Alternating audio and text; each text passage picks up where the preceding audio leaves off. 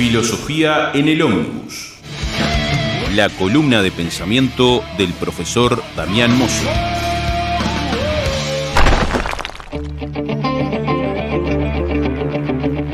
Estimados oyentes, ¿cómo están ustedes? Es nuevamente para mí un honor y un gusto estar participando en esta emisora que tienen los compañeros de Adeón Maldonado, a quienes abrazamos fraternalmente por ser hermanos de clase, ¿verdad? Nosotros también somos trabajadores, formo parte de la clase trabajadora de este país y desde el momento en que se me permite participar de una radio que pertenece y es gestionada por los trabajadores, no puedo dejar de sentir orgullo y satisfacción por aportar, aunque sea un pequeño granito de arena, a que esta radio esté en el aire y podamos generar contenidos que tengan cierta calidad desde el punto de vista conceptual, para que los obreros, los compañeros, las compañeras y los oyentes en general que puedan ponerle oído a estas audiciones sientan que les dejamos algo. Porque en definitiva, la idea de este espacio, de esta filosofía en el ómnibus, es dejar algunas reflexiones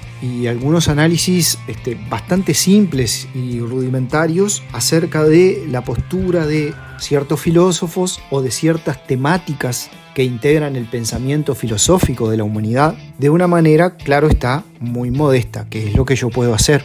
Yo vuelvo a presentarme. Mi nombre es Damián Mosso, soy profesor de filosofía, egresado del Instituto de Profesores Artigas en la especialidad filosofía. Trabajo desde hace 31 años en la educación pública de este país, concretamente dando clases de filosofía en los bachilleratos de liceos públicos de este país. Hace muchos años ya que soy profesor de filosofía en el Liceo número 1 de San Carlos, que es como mi casa. Cuando los compañeros municipales me invitaron a participar de este espacio, para mí fue una sensación de compromiso y al mismo tiempo de alegría el tratar o intentar al menos dejar en la medida de mis posibilidades algunas reflexiones en torno a cuestiones filosóficas que me parece que son importantes pensarlas de cara a la vida cotidiana, porque acá hay que tener en cuenta una cosa que desde mi punto de vista es fundamental. La filosofía debe servir para el análisis de la vida cotidiana y de la realidad existencial concreta de la gente, o no sirve para nada. Y cuando decimos que si no logramos conectar la filosofía con la realidad existencial concreta de la gente, y ahí sí realmente la filosofía no serviría para nada, es porque pensamos que efectivamente esto es así. Creemos en una filosofía viva, en una filosofía vital, como decía Ortega y Gasset, en una filosofía que sirva para analizar la realidad concreta en la que estamos parados y generar entonces mecanismos de reflexión que nos permitan vivir mejor, que nos permitan llegar a tener una vida buena, que en definitiva es el objetivo, o debería ser, el objetivo central de nuestra existencia. ¿Para qué queremos vivir si nuestra vida no es buena? ¿Cuál es el sentido de tener una vida que no nos resulta satisfactoria? Y ahí hay toda una serie de dificultades que se despliegan, una serie de controversias que se generan acerca de lo que significa tener una vida buena. Porque lo de bueno y malo es muy relativo, es muy discutible, tiene que ver con la manera de pensar y con la manera de ver el mundo de cada uno. Y por supuesto, en ese contexto de ausencias de absolutismos, todo lo que nosotros podamos decir en esta audición es discutible, es opinable y es rebatible. Se lo puede refutar. Porque esa es también una de las características que tiene la filosofía. No solo la de que debe de alguna manera servir en el término más espiritual que se le puede dar a este concepto para analizar la realidad cotidiana, sino que además tenemos que asumir nuestra falibilidad. O sea, el conocimiento que podemos decir, que podemos producir, es siempre falible, es mejorable, es perfectible. Y es perfectible a partir de su refutación, de su cuestionamiento. La filosofía tiene esa condición. Es una disciplina que se piensa a sí misma y cuya esencia tiene que ver con esta imposibilidad de construir una absolutización del saber. Todo en la filosofía es discutible, es rebatible. Y esto no significa bajarle el nivel. Y esto no significa para nada entrar en un terreno fangoso, sino que es esencialmente así. La característica fundamental de la filosofía es que no existen verdades absolutas. Por lo tanto, todo lo que digamos aquí, estimados oyentes, es rebatible y es discutible y lo asumimos como tal. Lo asumimos desde el minuto cero como tal. Así que vaya el agradecimiento una vez más para los compañeros municipales que nos permiten generar este espacio de reflexión filosófica en Filosofía en el Ómnibus, en la clase radio.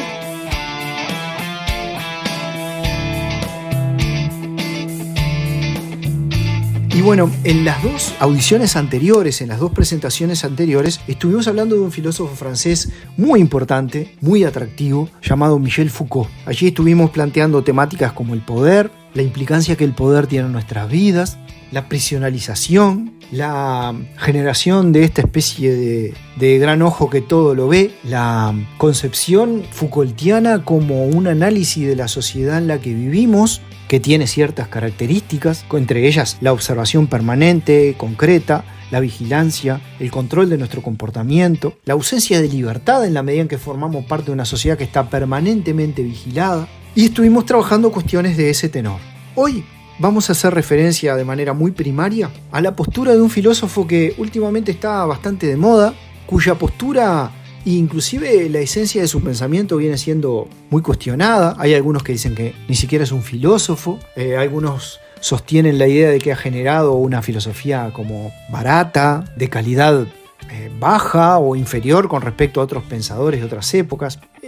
Yo creo que lo primero que hay que tener en la filosofía y especialmente cuando tratamos con determinados filósofos es ausencia de prejuicios, ¿no? Este filósofo al cual hago referencia se llama Byung-Chul Han.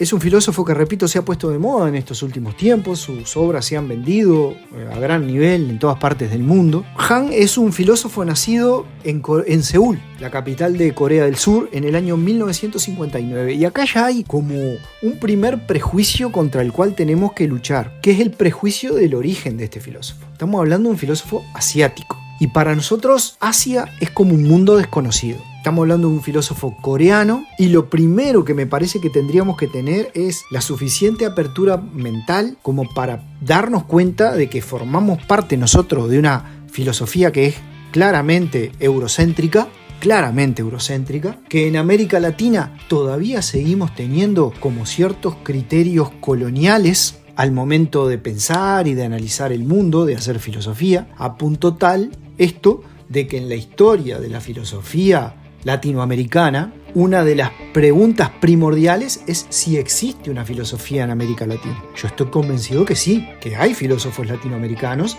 y que en América Latina se hace filosofía. Pero ya el hecho de que nos estemos preguntando esta cuestión, si hay filosofía propiamente dicha en América Latina, no es más que el síntoma y el indicio del colonialismo mental en que muchas personas, muchos hermanos nuestros latinoamericanos todavía están subsumidos. Porque con ese criterio entonces podríamos partir de la base de que solamente se hace filosofía en Europa, que nadie más piensa nada. Y este es uno de los criterios contra los cuales tenemos que luchar cuando hablemos de Han. Estamos hablando entonces de un filósofo, repito, nacido en Corea del Sur. Han estudió filosofía en la Universidad de Seúl y en las universidades de Basilea y de Friburgo en Alemania. Alemania es el país de residencia actual de Byung-Chul Han. Una primera consideración con respecto a esta cuestión que planteábamos recién del origen de este filósofo, ¿no? Decíamos que es un filósofo de Corea del Sur y me parece importante tener en cuenta que Corea del Sur es uno de los países con más duras exigencias en la formación de sus ciudadanos y también uno de los que tiene la tasa de suicidios más alta del mundo. No me parece un dato menor, para algunos quizá pueda significar o pueda implicar una cuestión menor. Cuando hablamos de Corea del Sur nos referimos a un país en donde la formación de la ciudadanía tiene niveles de exigencia altísimos. Corea del Sur, la sociedad en Corea del Sur es altamente exigente y es altamente exigente consigo misma, con sus propios ciudadanos. Y también, o tal vez como consecuencia de eso, de la característica de este país en sí mismo y de su idiosincrasia, es uno de los países que tiene la tasa de suicidio más alta del mundo. Lo queríamos decir como una particularidad del país de origen de este pensador, porque creo que tiene que ver. Creo que es una de las cuestiones inclusive que Han fue interiorizando en su filosofía. Él va a intentar mostrarnos que esta cuestión de la exigencia y de la autoexigencia tiene sus consecuencias, trae consecuencias de todo tipo, a todo nivel. Y es una de las cuestiones que él pretende también de alguna manera denunciar en su filosofía. Actualmente Han vive en Berlín y es profesor en la Universidad de las Artes, profesor de filosofía en la Universidad de las Artes. ¿Por qué lo traemos a colación además a Han?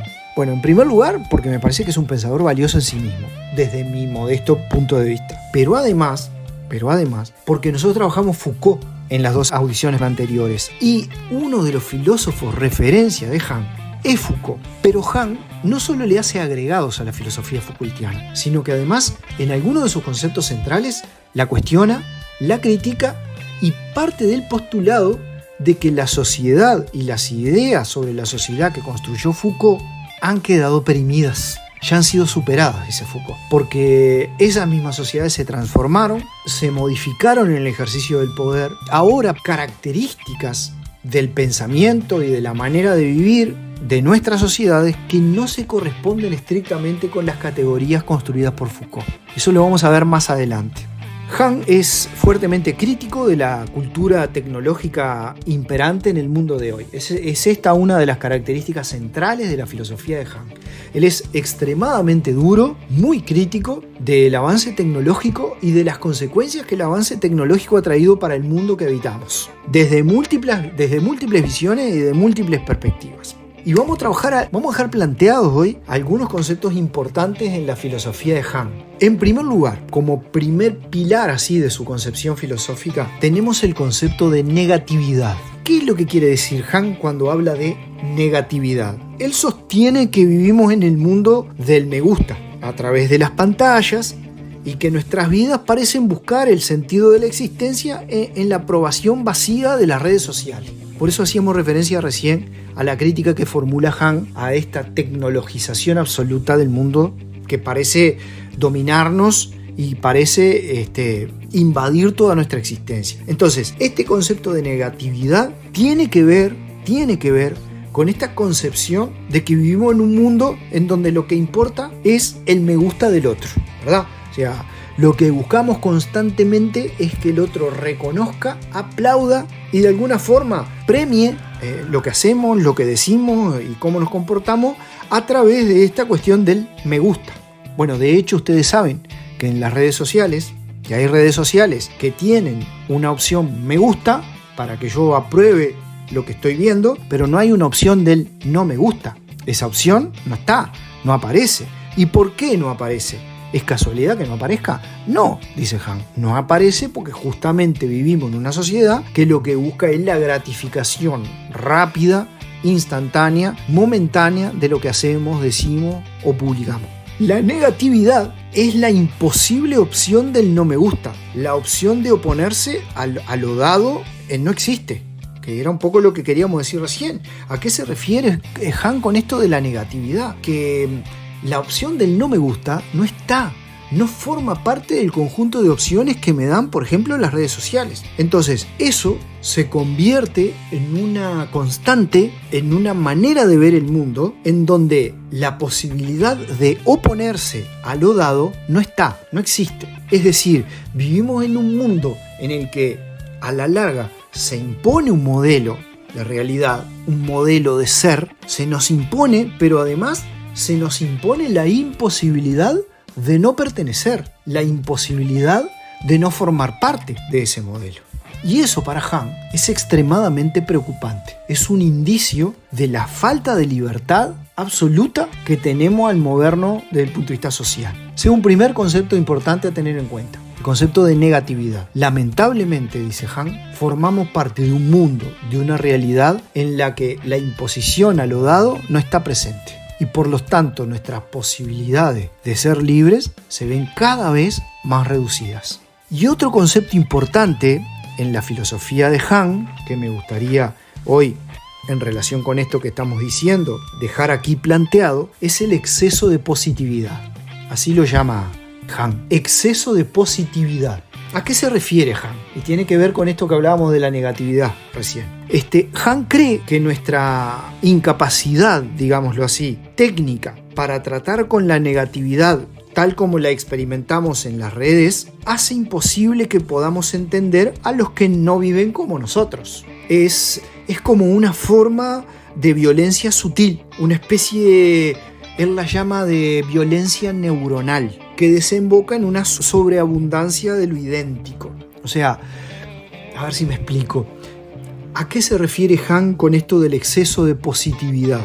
Como la opción del no me gusta no existe, no está presente, como la negatividad ha desaparecido, entendiendo la negatividad como la posibilidad de oponerse a lo dado, Han cree que nuestra vida, en la medida que está condicionada por las redes sociales, que se han de alguna forma apoderado de nuestra existencia, como la imposibilidad de oponerse a lo dado no está, entonces nos resulta prácticamente imposible entender cualquier otra forma de ver el mundo que no sea la nuestra, que no sea la que se impuso. ¿Cómo que no tienes un teléfono celular?, le diríamos a alguien que no lo tiene. ¿Cómo que no estás en las redes sociales? Te busqué en Instagram y no estás. Te busqué en Facebook y no estás. No participas en Twitter. La posibilidad de que alguien hoy no tenga un teléfono celular y no esté en las redes sociales interactuando con los demás es ínfima, absolutamente ínfima. ¿Por qué?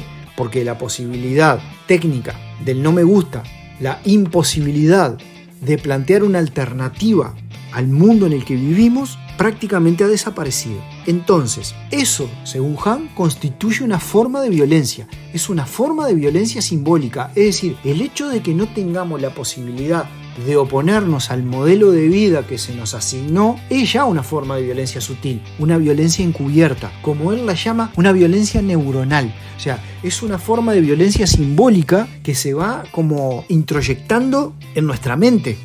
Hay una, como dice Han, una sobreabundancia de lo idéntico. Vivimos en un mundo, ya Nietzsche se había quejado de esto, ¿no? Vivimos en un mundo en donde todo el mundo es igual, en donde no solo estéticamente, sino que ideológicamente, intelectualmente, todos respondemos básicamente a un mismo gran modelo, que es el modelo que se nos impuso y se les impone hoy a las personas desde que son niños. A ver, digamos la verdad, seamos honestos, los padres hoy le dan el teléfono celular a los niños de 2 años, de 3 años, se lo prestan, se lo dan para que se entretenga, para que vea dibujitos y para que vean imágenes. Así como antes se hablaba de la televisión como el chupete electrónico, hoy la situación con los teléfonos celulares es mucho peor que la que nosotros vivimos hace unos años atrás con la televisión. ¿Por qué? Porque la capacidad de introyectar en nuestra mente imágenes, conceptos, ideas a través de las redes sociales con el teléfono celular es muy superior a la capacidad que tenía la televisión. Las redes sociales a través del teléfono celular son mucho más invasivas incluso, porque permiten la interacción, mientras que la televisión no la permite. Entonces, desde la más tierna infancia los individuos se van construyendo en su mente una especie de mundo alternativo, de mundo virtual, en el que parecemos estar aunque no estamos, que es el mundo de las redes sociales, de los teléfonos celulares, de la internet, que va generando una sobreabundancia de lo idéntico. Todo el mundo quiere ser igual, todo el mundo quiere pertenecer a determinado modelo, todo el mundo quiere ser o existir de una forma que ya está preestablecida. ¿Y cuál es el problema? Que lo distinto desaparece, que nuestra libertad termina desapareciendo, porque hay modelos, estereotipos que se nos imponen prácticamente desde nuestra más tierna infancia y sin que nos demos cuenta.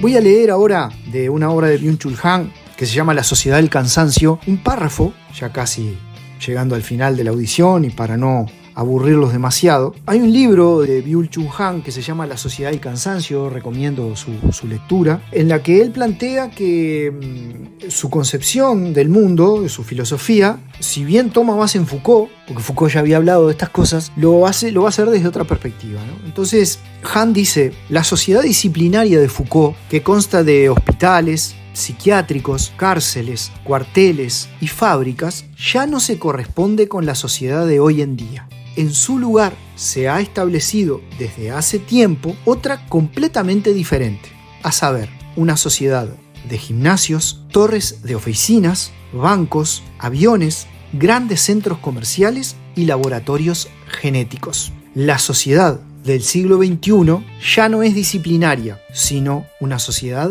de rendimiento. Tampoco sus habitantes se llaman ya sujetos de obediencia, sino sujetos de rendimiento. Bueno, así dice este párrafo del texto La Sociedad del Cansancio de Byung-Chul Han. Acá aparece una de las tesis fundamentales de este pensador coreano.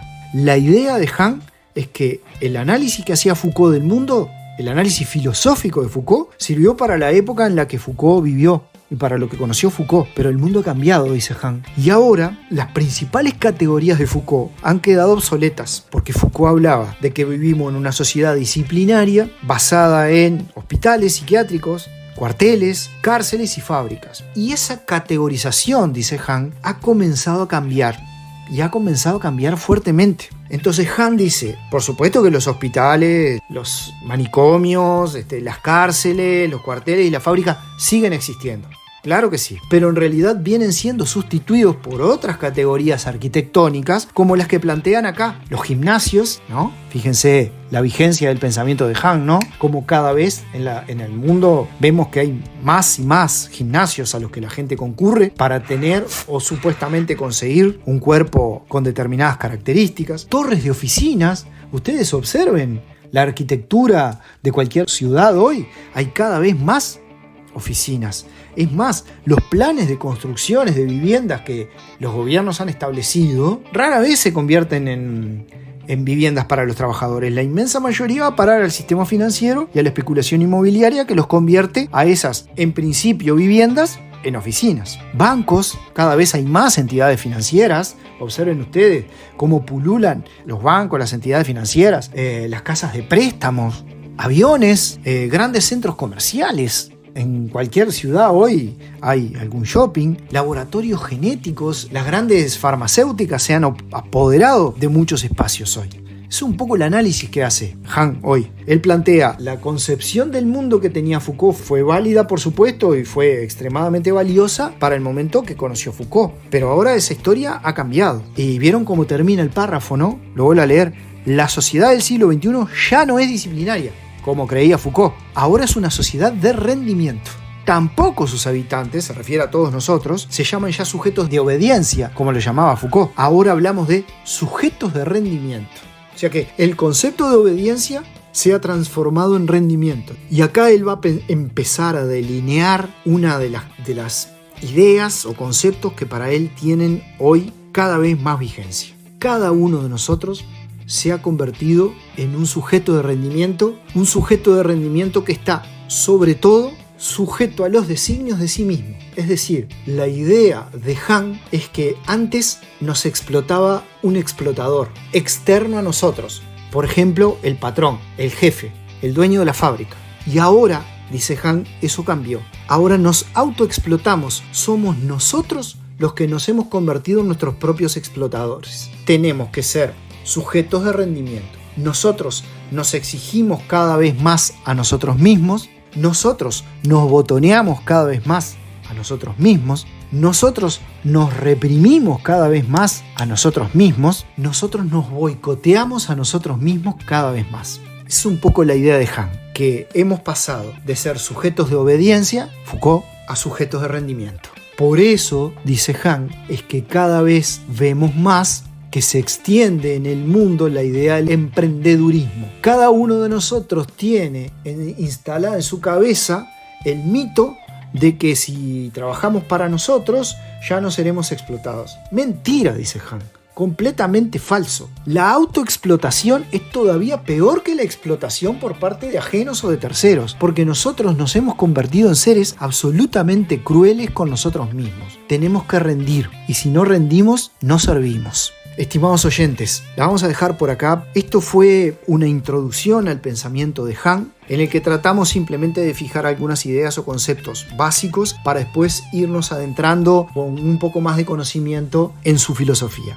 Dentro de lo que yo puedo hacer y dentro de las posibilidades que podemos tener en un programa que tiene sus limitaciones temporales, por supuesto. Lo vamos a dejar por acá, lo retomaremos en una próxima salida de Filosofía en el Ómnibus, y más adelante, dentro de un tiempo, como los compañeros de la radio, hay varios que están de licencia, hacemos esto que es, digamos, sin interacción, pero eso cuando los compañeros vuelvan de la licencia y nos podamos organizar mejor, lo vamos a hacer de otra manera que les resulte a ustedes más participativo, más interactivo y menos aburrido que lo que hice hoy. Así que los saludo, espero que la audición de hoy haya dejado algunos elementos para ustedes de reflexión, y nos vamos a ir adentrando en esta y en otras cuestiones filosóficas a partir de que Filosofía en el Ómnibus es se retome, seguramente me decían los compañeros de la radio, en el mes de febrero. Así que hasta la próxima y saludo para todos y todas.